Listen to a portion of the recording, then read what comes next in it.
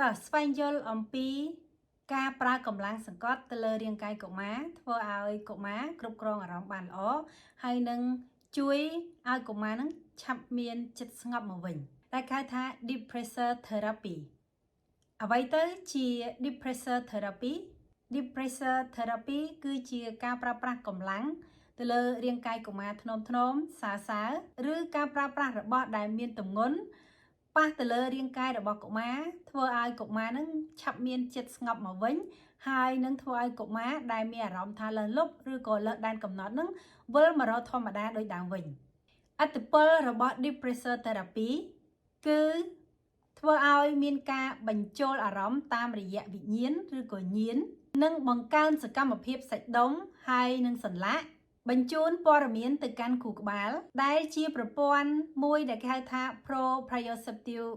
system ជាប្រព័ន្ធធ្វើឲ្យយើងមានអារម្មណ៍ដឹងទោះបីជាយើងបិទភ្នែកក៏ដោយ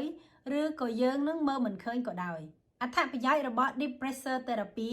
ទី1 promote relaxation គឺធ្វើឲ្យអារម្មណ៍របស់កុមារនឹងស្ងប់ហើយនឹងបានធូរស្បើយមកវិញទី2 improve attention ធ្វើឲ្យកុមារនឹង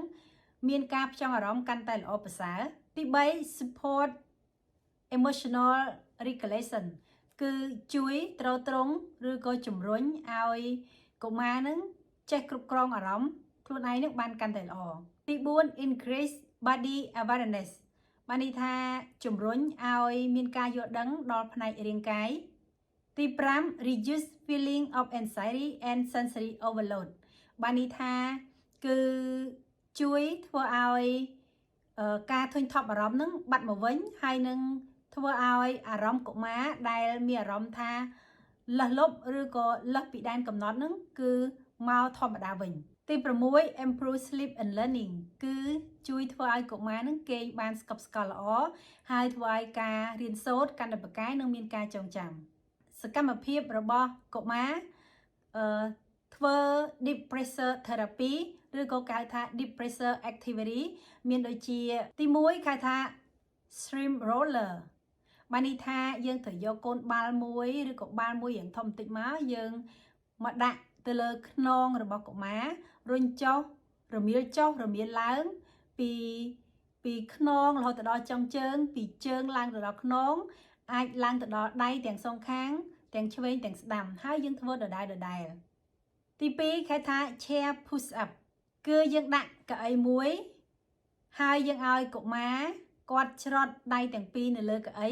ហើយឲ្យគាត់ប្រឹងលើកទម្ងន់ខ្លួនឡើងចុះនិងកុមារត្រូវតែរៀនដកដង្ហើមចេញចូលក្នុងកំឡុងពេលដែលប្រឹងលើកខ្លួនចុះឡើងដែលហៅថា chair push up ទី3 massages គឺយើងត្រូវតែឧស្សាហ៍ម៉ាស្សាទៅលើរាងកាយរបស់កុមារទាំងដងខ្លួនទាំងដៃទាំងជើងទាំងបាតដៃនិងទាំងបាតជើងដើម្បីភ្ញូចទៅលើខួរក្បាលហើយធ្វើឲ្យកុមារនឹងគាត់មានអារម្មណ៍ថាបានល្អប្រសើរមកវិញទី4គេថា pillow sandwiches គឺយើងដាក់កុមារឲ្យគាត់ដេកផ្កាប់ហើយយើងយកខ្នើយដាក់សង្កត់ទៅលើខ្នងរបស់កុមារទី7គេថា weighted item គឺយើងត្រូវតែរករបស់ណាដែលមានរាងទម្ងន់បន្តិចដូចជាភួយដែលភួយតុនរោមសត្វដែលរាងធ្ងន់ខ្នើយអោបឬក៏រូបកតុកតាអីជាដើមដូចជាខ្លាឃ្មុំឬក៏រូបអីក៏ដោយឲ្យតែរាងមានទម្ងន់ហើយតុនយកឲ្យកុមារនឹងអោបរឹតរបស់ទាំងនោះទី8គេថា hug គឺជាការអោបនៅពេលដែលកុមារមានអារម្មណ៍ថាមិនល្អឪពុកម្ដាយត្រូវតែអោបកូនឲ្យណែនដើម្បីជួយសម្រួលអារម្មណ៍របស់គាត់តាមរយៈអារម្មណ៍របស់យើងទី9គេថា monkey bar ហ្នឹងគឺយើងតែងតែឃើញហើយនៅពេលដែលទៅលេង playground យើងឃើញថាគេមានដាក់របាឲ្យសម្រាប់កូនក្មេងតោងលេងដូចស្វាតោងផ្លោះពី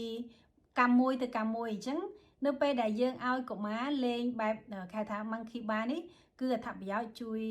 ធ្វើឲ្យអារម្មណ៍របស់កុមារហ្នឹងបានស្ងប់ល្អ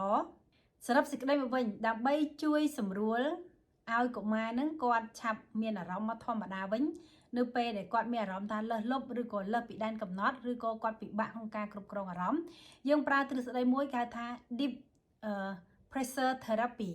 deep pressure therapy គឺជាការប្រើប្រាស់កម្លាំង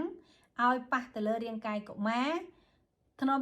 សើសើរឬក៏ការយករបស់ដែលមានទម្ងន់រាងធ្ងន់បន្តិចទន់យកឲ្យកុមារនឹងអោបឬក៏ការដែលឲ្យកុមារនឹងប្រើកម្លាំងរបស់គាត់ដើម្បីជួយសម្រួលអារម្មណ៍របស់គាត់អត្ថប្រយោជន៍របស់ Deep Pressure Therapy គឺដូចនេះខ្ញុំរៀបរាប់ដូចខាងលើទី1គឺធ្វើឲ្យកុមារនឹងឆាប់មានចិត្តស្ងប់មកវិញទី2ធ្វើឲ្យកុមារកាន់តែមានការផ្ចង់អារម្មណ៍បានល្អប្រសើរទី3ជួយឲ្យកុមារនឹងចេះគ្រប់គ្រងអារម្មណ៍ខ្លួនឯងបានទី4ធ្វើឲ្យរាងកាយមានការយល់ដឹងកាន់តែខ្ពស់ទី5កាត់បន្ថយនៅអារម្មណ៍ធុញថប់ហើយនឹងអារម្មណ៍ដែលលើសលប់ទី6ធ្វើឲ្យការគេងបានល្អប្រសើរហើយនឹងធ្វើឲ្យការរៀនសូត្រក៏ល្អប្រសើរដែរដូច្នេះប៉ាម៉ាក់ត្រូវតែឧស្សាហ៍នាំកូនលេងបែប monkey bar ឧស្សាហ៍ឲ្យកូនធ្វើលំហាត់ប្រាណថា chair push up ឧស្សាហ៍ម៉ាស្សាទៅលើរាងកាយរបស់កូននឹងធ្វើឲ្យកុមារនឹងគាត់រៀនចេះគ្រប់គ្រងអារម្មណ៍បានតាមរយៈការប្រើប្រាស់នៅ Deep Pressure Therapy នេះចុងក្រោយនាងខ្ញុំសូមអរគុណចំពោះពុកម៉ែបងប្អូនតែងតែគាំទ្រវីដេអូរបស់នាងខ្ញុំ